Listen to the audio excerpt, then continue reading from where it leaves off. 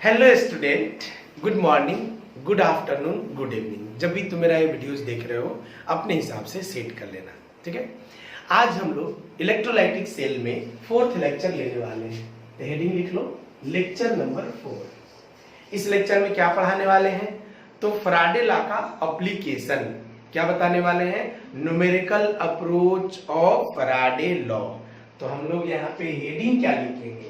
Heading लिखेंगे use of Faraday law. Faraday law का क्या यूज है? तो यूज के पहले हम लोग फैराडे लॉ जो पढ़े थे उसमें 2 लॉ पढ़े थे। क्या क्या? पहला लॉ पढ़े थे कि जितना आप चार्ज भेजेंगे उतना वेट डिपॉजिट होगा। और दूसरा क्या? अगर सेम चार्ज अलग अलग कंटेनर में भेजेंगे तो उसका वेट बाई इक्विवेलेंट वेट, दूसरे का वेट बाई इक्विवेलेंट वेट, ये सब कांस्टेंट रहेगा। ये 2 बात पढ़े थे। अब हम लोग इस पर न्यूमेरिकल देखने के पहले बताए थे कि इक्विवेलेंट वेट के बारे में समझ लेंगे। इक्विवेलेंट वेट क्या होता है? तो हालांकि ये 11th का टॉपिक है, इसलिए रिवीजन के लिए केवल बता दे रहे हैं कि equivalent weight is equal to molecular weight by n factor होता है। मॉलिक्यूलर वेट निकालना सबको आता है। एन फैक्टर 3 अलग अलग केस में डिफाइन होता है। एसिड के लिए एन फैक्टर क्या लिखते हो?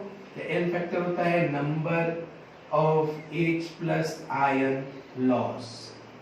चलो, बेस के लिए क्या लिखते हो? एन फैक्टर, तो number of OH minus iron loss.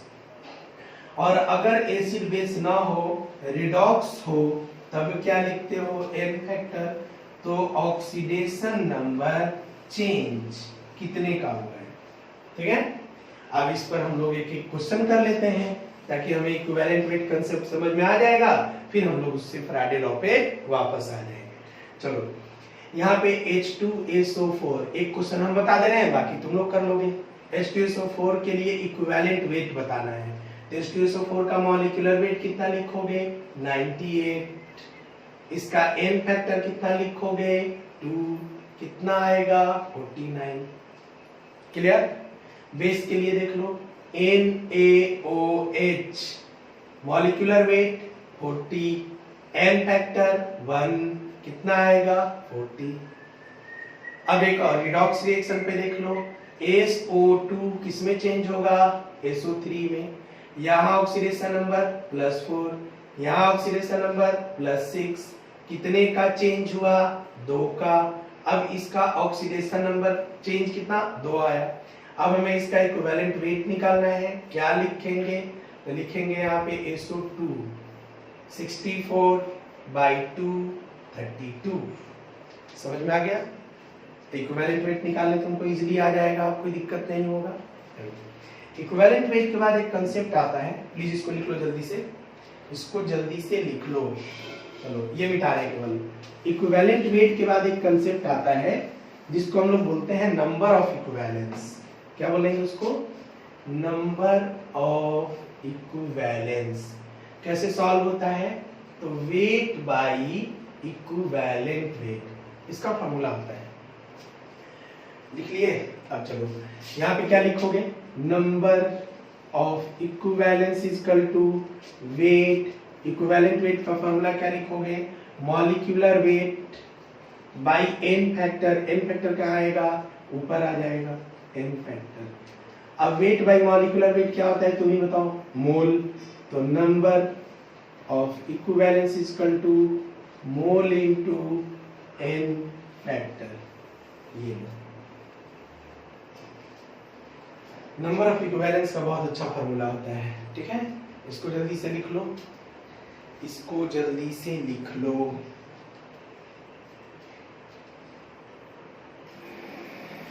चलो, हो गया नंबर ऑफ इक्विवेलेंस। देखो, एक्चुअली 3 ही कांसेप्ट आता है कि equivalent wait, number of equivalence, और एक होता है लॉ ऑफ इक्विवेलेंस। अब हम लोग देखने जा रहे हैं लॉ ऑफ इक्विवेलेंस। हेडिंग डाल लो, लॉ ऑफ इक्विवेलेंस। इसमें क्या होता है?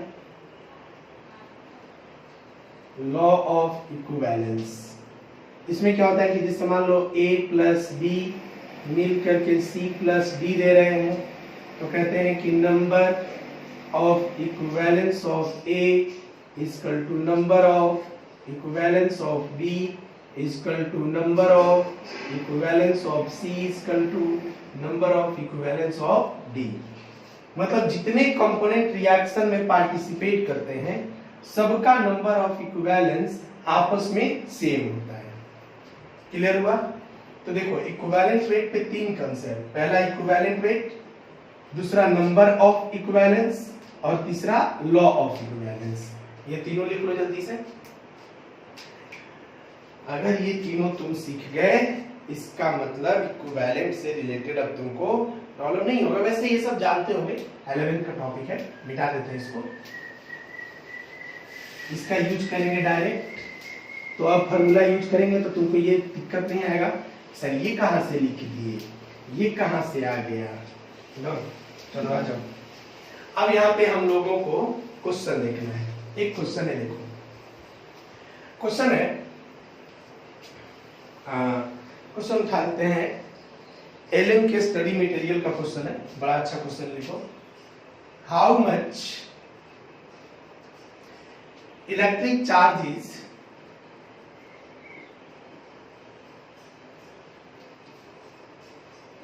required to oxidize a part? 1 mole of H2O into O2। ठीक है, कह रहा है कि कितना इलेक्ट्रिक चार्ज का जरूरत होगा अगर वाटर को ऑक्सीडाइज करके O2 बनाना चाहते हैं। वाटर को ऑक्सीडाइज करके O2 बनाना चाहते हैं। चलो जल्दी से सॉल्व करो। हम चाहते हैं कि वीडियो पॉज करके, अब देखो यहीं पे YouTube पे जब तुम नॉर्मल कोई लेक्चर देखते हो ना, वो लोग क्या करता है तुमको थियोरेटिकल पार्ट पढ़ा के छोड़ देता है, न्यूमेरिकल नहीं कराता। और क्लास में क्या फर्क है कि हम लोग न्यूमेरिकल कराते हैं, यूज सिखाते हैं। इसीलिए मैं यूज एप्लीकेशन नहीं लिखे, यूज ऑफ फैराडे लॉ लिखे। क्लियर होगा? अब ये न्यूमेरिकल अगर तुरंत हम सॉल्व कर दें तो कोई फायदा नहीं है। फायदा तब है जब तुम मेरा वीडियो पॉज करो, फिर इसको सॉल्व करो, 2 मिनट टाइम दो, नहीं आए फिर वीडियो को आगे बढ़ाओ और हम इसका सॉल्यूशन देंगे। वीडियो पॉज करो, सॉल्व करो, पॉज करो, सॉल्व करो। चलो सॉल्व करें। अब आ जाओ। अब क्वेश्चन सुनो, कह रहा है कि 1 मोल वाटर को O2 में ऑक्सीडाइज करना चाहते हैं, तो पहले तो केमिकल रिएक्शन लिखना पड़ेगा। चलो वाटर को ऑक्सीडाइज करना है, किसमें? O2 में। कैसे ऑक्सीडाइज होगा? हाफ O2 लिखना पड़ेगा और प्लस में H2 लिखना होगा, और प्लस में 2 इलेक्ट्रॉन लिखना होगा। देखो 2 इलेक्ट्रॉन कैसे, ऑक्सीजन का यहाँ पे ऑक्सीडेशन नंबर निकालो, यहाँ 0 है और यहाँ -2 है, -2 से 0, -2 से 0 कितना आया? ठीक है। अच्छा यहाँ पे बैलेंस कर देते हैं। बैलेंस अगर करेंगे O2 लिखने के लिए 2H2O, 2H2, 4 इलेक्ट्रॉन, ये लिखोगे ना। अब तो तुमको दिक्कत नहीं होना चाहिए। बैलेंस हो गया, 4 इलेक्ट्रॉन आ गया। अब जरा ध्यान दो, यहाँ पे तुमको 1 मोल वाटर को ऑक्सीडाइज करना है, लेकिन यहाँ पे कितना मोल वाटर ऑक्सीडाइज हो रहा है? 2 मोल। तो पहले 2 मोल पे निकाल लेते हैं, बाई 2 करेंगे तो 1 मोल का आ जाएगा। चलो 2 मोल वाटर को O2 में ऑक्सीडाइज करने के लिए कितना मोल इलेक्ट्रॉन का जरूरत है? 4 मोल। दैट मीन्स दैट इज यहाँ पे 2 मोल H2O के लिए कितना रिक्वायर्ड है? 4 मोल इलेक्ट्रॉन चाहिए, और 1 मोल इलेक्ट्रॉन को 1 फैराडे कहते हैं। तो 4 मोल इलेक्ट्रॉन को 4 फैराडे कहेंगे, यानी कितना फैराडे चाहिए? 4 फैराडे चाहिए। लेकिन तुमको कितना मोल करना है? 1 मोल। इसलिए 1 मोल वाटर के लिए कितना फैराडे इलेक्ट्रॉन चाहिए? 2 फैराडे इलेक्ट्रॉन चाहिए। ठीक है, और फैराडे मतलब जानते हो, इसलिए तुम लिख सकते हो 2 × 95,500 कूलम। यही तुम्हारा इलेक्ट्रॉन चार्ज का जरूरत पड़ेगा। आंसर बताओ समझ में आ गया कैसे लिखे? अगर ये समझ में आ गया तो अब इसका बी पार्ट बनाओ। अब जो स्टूडेंट को ये समझ में आ गया वो बी पार्ट डायरेक्ट बनाएगा, और जिसको समझ में नहीं आया पहले इसको लिखो फिर बी पार्ट ध्यान से देखना जल्दी। क्वेश्चन है बी पार्ट में कि 1 मोल FeO2 चलो जल्दी से इसको सॉल्व कर दो।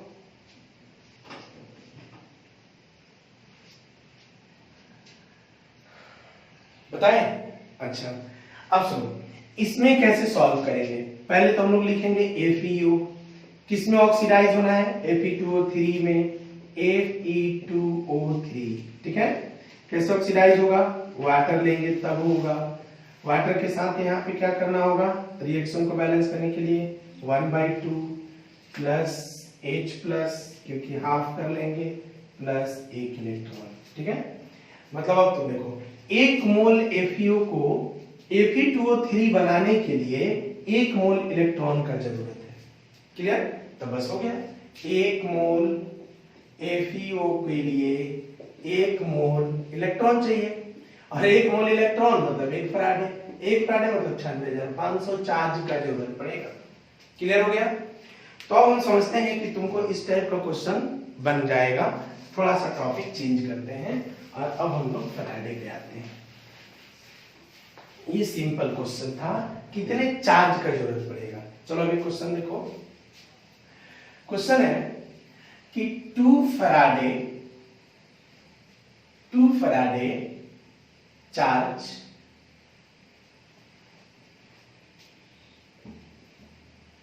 pass through electrolyte of CuSO4, then find the copper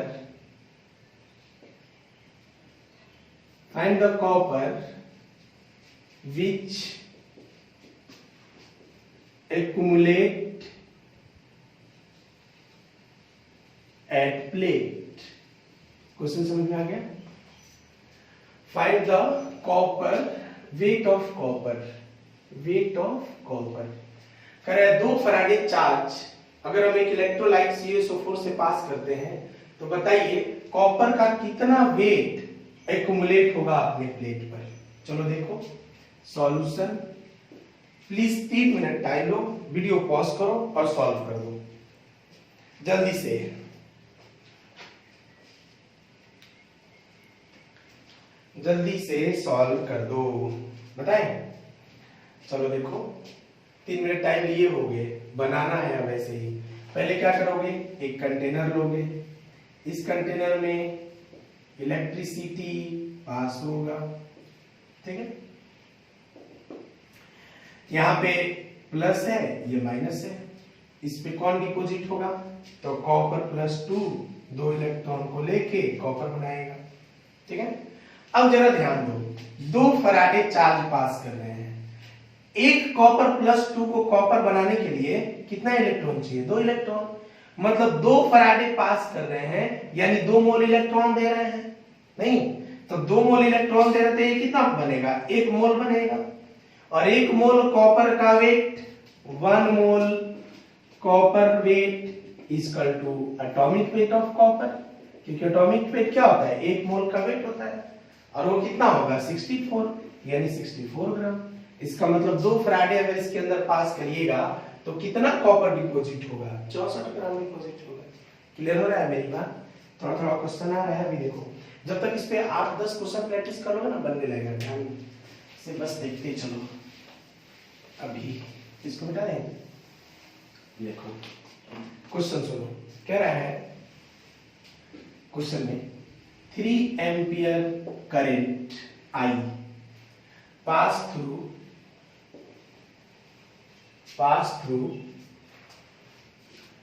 CuSO4 solution for 30 minute.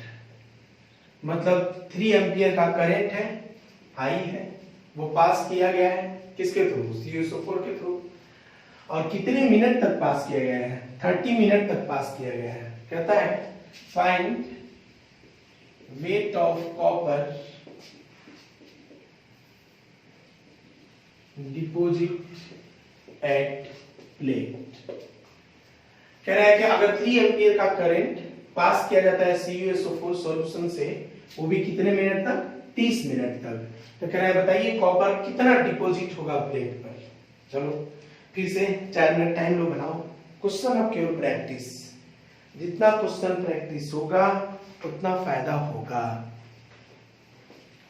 जितना क्वेश्चन प्रैक्टिस होगा उतना फायदा होगा। वीडियो पॉज करके सॉल्व कर लो, वीडियो पॉज करके सॉल्व, साथ साथ न्यूमेरिकल बनाओ। इसीलिए बोला कि कॉपी पेन लेके बैठो, ये नहीं कह रहे सर ये बस हो गया ऐसे ही सीख गया, नहीं सीख पाओगे। क्लास में जैसे बैठते हो ना, क्वेश्चन देके टाइम मिलता है ना, सॉल्व करो वैसे ही। अब चलो सॉल्व किया जाए हम लोग। चलो देखो यहाँ पे पहले क्या बनाओगे? कंटेनर बनाओगे, फिर इसमें इलेक्ट्रिसिटी पास करोगे, करेंट, कितना करंट पास किया गया? प्लस और माइनस, प्लस माइनस, ठीक है। अब इसमें क्या पास कर रहे हो? करंट, यानी कि I का वैल्यू कितना? 3 एम्पियर दिया हुआ है। CuSO4 सॉल्यूशन से पास किए हो, टाइम कितना लिए हो भाई? तो 30 मिनट लिए हैं, ठीक है। वेट क्या लिखोगे? W इज इक्वल टू, तो हमें मालूम करना है। Z क्या लिखोगे? तो याद है Z बराबर E बाई 96,500 होता है, नहीं? अब बताओ यहाँ पे E कितना यूज करोगे? तो इक्विवेलेंट वेट कॉपर +2 के लिए क्या लिखोगे? Atomic weight by n factor. Atomic weight कितना? 64, n फैक्टर कितना? 2। क्यों n फैक्टर 2 लिए? क्योंकि +2 चार्ज है, इस पे +2 चार्ज है तो Cu+2 कॉपर में बदलेगा, चेंज कितने कर दो इलेक्ट्रॉन का, तो E बाई 96,500। अब लिखो W is equal to, Faraday first law apply कर देना है, ZIT क्या लिखोगे? Z का वैल्यू तो लिखोगे 64/2 इंटू क्या? 2 इंटू 2 इंटू 2 इंटू 96,500, ठीक है। इंटू क्या? I कितना? 3 एम्पियर इंटू टाइम कितना? टाइम 30 मिनट और इंटू 60। चलो इतने को सॉल्व कर लोगे तो तुम्हारा आंसर आ जाएगा। सॉल्व कर लोगे ना कैलकुलेटर यूज करके, कि हम नहीं कर देंगे भी, ठीक है। 2 ये कट गया तुम्हारा 3, तो 3 9 27 इंटू 64 क्या लिखोगे? 27 इंटू 64 बाई 965, 96,500, ये ठीक है। इतना में डिपॉजिट होगा, ठीक है। चलो आगे बढ़ सकते हैं नेक्स्ट क्वेश्चन। अब फ्राइडे लॉ पे थोड़ा थोड़ा न्यूमेरिकल तुमको आ रहा होगा, कैसे कैसे बनाना है। इस पे 10-15 न्यूमेरिकल कराएंगे, अपने आप तुम रिदम पकड़ लोगे। फिर इससे रिलेटेड एक भी क्वेश्चन तुमसे नहीं छूटेगा, एक भी क्वेश्चन नहीं। एक क्वेश्चन फ्राइडे सेकेंड लॉ से कराते हैं। देखो यहाँ पे फ्राइडे सेकेंड लॉ से एक क्वेश्चन, ठीक है। अच्छा ऐसे तो यहाँ पे एक और कंटेनर अब तो लेना होगा हम लोगों को,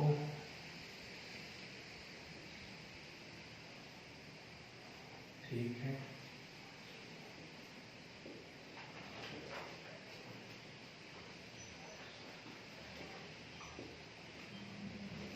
ठीक है, बन गया और ऐसे बन गया। कह रहा है कि इसमें हम लोग लिए हैं NaCl को, ठीक है, और इसमें लिए हैं CuSO4 को, ठीक। यहाँ NaCl मोल्टेन है, इसमें कोई कंफ्यूजन नहीं, और CuSO4 अपना एक्वस है, एक्वस ले लो बस हो गया, ठीक है। कह रहा है बताइए अगर ये जो प्लेट है, इस प्लेट पर 50 ग्राम सोडियम डिपॉजिट हुआ है। कितना ग्राम? 50 ग्राम। तो कह रहा है बताइए इस प्लेट पर कितना कॉपर का वेट ऑफ कॉपर कितना डिपॉजिट होगा।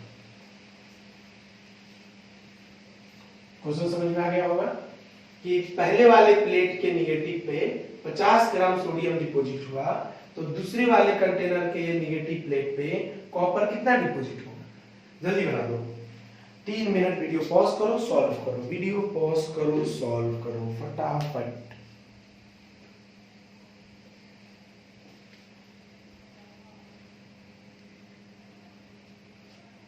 ठीक है, समझ में आया है। चलो याद करो फैराडे सेकंड लॉ। क्या कहा था कि अगर सेम इलेक्ट्रिसिटी को अलग अलग कंटेनर में पास करेंगे तो क्या होगा, एक का वेट बाई उसका इक्विवेलेंट वेट, दूसरे का वेट बाई दूसरे की इक्विवेलेंट वेट के बराबर होगा।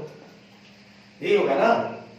ठीक है, अब बताओ पहले का वेट कितना ग्राम, 50 ग्राम बाई पहले का इक्विवेलेंट वेट यानी सोडियम का इक्विवेलेंट वेट। और सोडियम का इक्विवेलेंट वेट क्या लिखोगे, मॉलिक्यूलर वेट बाई इसका एन फैक्टर, मतलब 23 बाई 1 वो तो हट जाएगा, इज इक्वल टू दूसरे का वेट कितना लिखोगे, वेट ऑफ कॉपर, ये हम लोगों को नहीं पता है। और दूसरे का इक्विवेलेंट वेट कितना लिखोगे, तो 64 बाई 2 कॉपर का, और ये हो गया तुम्हारा। अब यहां से सॉल्व करना है, कैसे, ये तो आ जाएगा तुम्हारा 32 यानी 32, इसलिए weight of copper is equal to 50 into 32 by 23। Answer हो। क्वेश्चन समझ आ रहा है। बताइए बेटा इसको एक क्वेश्चन और, मतलब कि इतना क्वेश्चन कर लेंगे ना कि एक भी क्वेश्चन इससे रिलेटेड हम लोगों को एग्जाम में नहीं फंसेगा। और इलेक्ट्रोकेमिस्ट्री में मैक्सिमम स्टूडेंट यहीं पे आके फंसता है। थियरी किसको नहीं पता फैराडे लॉ का, जो बच्चा 12th पास हो रहा है, जो एकेडमिक का कोचिंग कर रहा है, उससे भी पता है Faraday first law second law, 2 ही लॉ दिए थे। कितना वेट डिपॉजिट होगा, जितना चार्ज पास करेंगे। सेम इलेक्ट्रिसिटी अलग अलग में पास करेंगे तो डिपेंड करेगा कि कौन सा सॉल्यूशन है, वेट बाई इक्विवेलेंट वेट सबका कांस्टेंट होगा। क्लियर। अभी क्वेश्चन और करते हैं, फिर थोड़ा टॉपिक चेंज करते हैं। क्वेश्चन है, इस बार हम लोग 3 कंटेनर ले रहे हैं। ठीक, आप बताइए, एक में प्लेट ले लिए ऐसे, और एक यहाँ पे नेगेटिव, यहाँ पे पॉजिटिव, इलेक्ट्रिसिटी पास है, माइनस प्लस प्लस और यहाँ पे माइनस। ये सब तो हम लोगों को अच्छे से आता है क्योंकि हम लोग फिजिक्स भी पढ़ते हैं, नहीं। अब आ जाओ यहाँ पे प्लस माइनस। क्वेश्चन है, इसमें कोई सॉल्यूशन रख लेते हैं। कौन सा सॉल्यूशन रखा है बताओ इसमें, चलो CuSO4 रख लो, सिंपल ही दे रहे हैं। इसमें किसको रखोगे, चलो इसमें Fe2O3 रख लो, 2 और 3। ठीक है, इसमें किसको रखे हैं भाई, इसमें वाटर रख लेते हैं, वाटर। ठीक है, अब तीनों सॉल्यूशन दिया हुआ है। कह रहा है कि बताइए, क्वेश्चन है कि यहां पे एक गैस निकल रहा है। क्या निकल रहा है, गैस निकल रहा है। और ये गैस जो निकल रहा है, ये इसका जो वॉल्यूम है गैस का, ये वॉल्यूम आ रहा है, मान लो 2 लीटर, चलो 2 लीटर निकल रहा है। अगर यहां से 2 लीटर गैस निकल रहा है तो बताइए कि इस प्लेट पे और इस प्लेट पे कितना वेट डिपॉजिट होगा। चलो बनाओ जल्दी से, 2 लीटर यहाँ पे वॉल्यूम निकला है, जल्दी से सॉल्व कर दीजिए।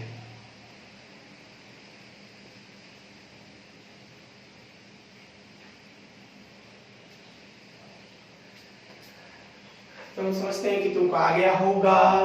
पहले चलो यहाँ पे क्या करेंगे, law of equivalence. Law of equivalence कहता है कि number of equivalence of H2 यहाँ से equal to number of equivalence of this Fe2O3। अच्छा, Fe2O3 कैसे टूटेगा, तो फाइनली यहाँ पे आयरन पे +3 चार्ज रहेगा। ठीक है, तो यहाँ पे हम लोग number of equivalence of Fe2O3 लिखेंगे। बहुत अच्छा क्वेश्चन और बहुत बड़ा क्वेश्चन है। हम जितना आसानी से तुमको फटाफट बता दे रहे हैं, तुमको बिल्कुल भी मजा नहीं आएगा या बिल्कुल भी नहीं सीखोगे। केवल मेरा क्वेश्चन देख के तुरंत मेरा सॉल्यूशन ही देख लो और बहुत अच्छे से सीखोगे। अगर सॉल्यूशन देखने के पहले वीडियो पॉज करके खुद से सॉल्व करो, तुमसे नहीं बनेगा गारंटी है। और जब नहीं बनेगा और फिर तुम वापस आकर इसको सॉल्व करोगे, मेरा सॉल्यूशन देखोगे, ऑटोमेटिक फिर तुमको ये रिएक्शन और इस तरह के न्यूमेरिकल्स बनने आने लगेंगे। अब हमको आरसी मुखर्जी का न्यूमेरिकल सॉल्व करना है, तो पहले ये बना ले ताकि हम जब आरसी का क्वेश्चन दें तुमको बिल्कुल टफ ना लगे। तो बताया ना कि देखो तुम मेरे साथ रहो, गारंटी लेते हैं कि तुमको केमिस्ट्री में फिजिकल ऑर्गेनिक इनऑर्गेनिक कहीं दिक्कत नहीं होने वाली है, ठीक है। और ये बात बहुत मतलब अनलॉजिकल है कि उनका फिजिकल स्ट्रांग है तो ऑर्गेनिक नहीं, ऑर्गेनिक स्ट्रांग है तो इनऑर्गेनिक नहीं। पढ़ाने वाला टीचर कुछ भी पढ़ाएगा तो अच्छे से समझ जाएगा। Number of equivalence of H2 is equal to number of equivalence of Fe2O3। अब पहले नंबर ऑफ इक्विवेलेंस क्या लिखोगे इसको, तो यहाँ पे तुमको याद होगा हम लिखे थे कि mole into n factor, n factor याद करो, mole into n factor number of equivalence. अभी नंबर ऑफ इक्विवेलेंस जो शुरू में स्टार्ट किए थे इसीलिए किए थे, is equal to mole into n factor of this is equal to इसके लिए mole into n factor of this. यहाँ पे n फैक्टर को n1 ले लेते हैं और यहाँ पे n फैक्टर को n2 ले लेते हैं, ठीक है। अब इसका मोल, तो वाटर का 2 लीटर निकल रहा है तो डायरेक्ट मोल निकालो ना, 2/22.4 लीटर। आगे इसका mole into n factor, H2 gas निकल रहा है कितना इलेक्ट्रॉन लेके, 2 इलेक्ट्रॉन लेकर के, ठीक है, इज इक्वल टू मोल किसका, अब तुमको Fe2O3 का मोल निकालना है। इसका मोल कैसे निकालोगे, तो इसका वेट बाय इसका मॉलिक्यूलर वेट, मॉलिक्यूलर वेट निकालोगे तो इसको 55 प्लस 55 प्लस 48, ठीक है। हम आयरन का 55 लेके सॉल्व कर रहे हैं तो 54 ही ले लेते हैं, 54 ही ज्यादातर दिया जाता है। तो 8 4 12 4 16 6 1 5 10 14 15 156। अब हम यहाँ पे क्या लिखेंगे, वेट बाय 156 मोल आ गया इनटू n फैक्टर। अब तुम देखो यहाँ पे Fe+3 है तो इसका n फैक्टर कितना आ जाएगा, 3 आ जाएगा। अब यहाँ से तुम वेट निकालो, तो यहाँ से वेट इज इक्वल टू क्या लिखोगे, देखो वेट इज इक्वल, तो weight is equal to 2 into 2 into 156 by 22.4 into 3, ठीक है। इतना बात समझ में आ रहा है। अब यहां से इसको तुम सॉल्व कर लोगे और सॉल्व करके जो भी वेट आएगा वो आंसर हो जाएगा, क्लियर। चलो जल्दी से इसको बना लो। तो समझ में आ रहा है ना क्या कर रहे हैं। अच्छा एक बात बताओ, क्लियर हो रहा है, हम दोनों का नंबर ऑफ इक्विवेलेंस इक्वल कर दिए। यही बात तो शुरू में बता रहे थे कि जितने कंपोनेंट रिएक्शन में पार्टिसिपेट करेंगे सबका नंबर ऑफ इक्विवेलेंस आपस में सेम होगा। तुम जो लिखते हो ना कि इसका वेट बाय इसका इक्विवेलेंट वेट इक्वल टू इसका वेट बाय इसका equivalent weight by equivalent weight क्या होता है, नंबर ऑफ इक्विवेलेंस ही तो होता है, equal to number of equivalence इसका नहीं। तो हम नंबर ऑफ इक्विवेलेंस को इक्वेट किए और नंबर ऑफ इक्विवेलेंस का फार्मूला क्या होता है, मोल इनटू n फैक्टर, वही मोल इनटू n फैक्टर लगा के सॉल्व कर दिए। चलो समझ में आ गया होगा, मिटा दे इसको। अब यहाँ पे एक ऑप्शन और कि सर इसके रिस्पेक्ट में इसका बताइए, ठीक। तो अब तुम समझ गए होगे। अब हम क्या करेंगे, अब लिखेंगे number of equivalence of water is equal to number of equivalence of CuSO4। अब number of equivalence of water के लिए क्या लिखोगे, फिर वही बात, mole into n factor is equal to mole into n factor, ये n1 ये n2, ठीक। अब देखो इसका मोल तो 2/22.4 इंटू 2, इसका मोल क्या लिखोगे, इसका वेट जो हमें नहीं मालूम है, इसका मॉलिक्यूलर वेट कितना लिखोगे, तो मॉलिक्यूलर आता है 96 और कॉपर 64, 6 4 10 15 और 1 160 और इंटू 2, ये तो कट ही गया तुम्हारा। फिर यहाँ से weight is equal to 2 into 160 by 22.4। ये देखो इसका वेट निकल गया। समझ में आ रहा है ना? हम अभी बेसिक क्वेश्चन करा रहे हैं। ये सब इलेक्ट्रोलाइटिक सेल बहुत कॉम्प्लिकेटेड है, अगर तुम सिस्टमैटिक नहीं पढ़ो तुमको बहुत दिक्कत होगा, इसलिए एकदम स्टेप वाइज चलो। और सबसे अच्छी बात क्या है कि लेक्चर वाइज नोट करो। लेक्चर वाइज, लेक्चर 1 क्या बताया इलेक्ट्रोलाइटिक के बारे में, लेक्चर 2 उस पर प्रैक्टिस कराए, लेक्चर 3 फैराडे लॉ बताया, लेक्चर 4 फैराडे लॉ का न्यूमेरिकल करा रहे हैं। अब ये न्यूमेरिकल जितना कराए आज सबको तुम सॉल्व करोगे, और किसी न्यूमेरिकल से रिलेटेड कोई भी दिक्कत होगा तो हमसे ग्रुप में पूछोगे। अगले लेक्चर में हम फिर अभी से फैराडे लॉ पे ही प्रैक्टिस कराएंगे, जिसमें पॉसिबल हो तो आरसी मुखर्जी का क्वेश्चन और कुछ अपनी तरफ से क्वेश्चन देके सॉल्व कराएंगे। कम से कम अभी हम लोगों को 2-3 लेक्चर इस पर प्रैक्टिस करना होगा, क्योंकि इस पे केवल न्यूमेरिकल्स बनते हैं ना। तो पढ़ाई करते रहो, फेयर सिस्टमैटिक बनाओ, और कहीं डाउट हो तो हमसे पूछ लिया करो। चलो ओके, थैंक यू।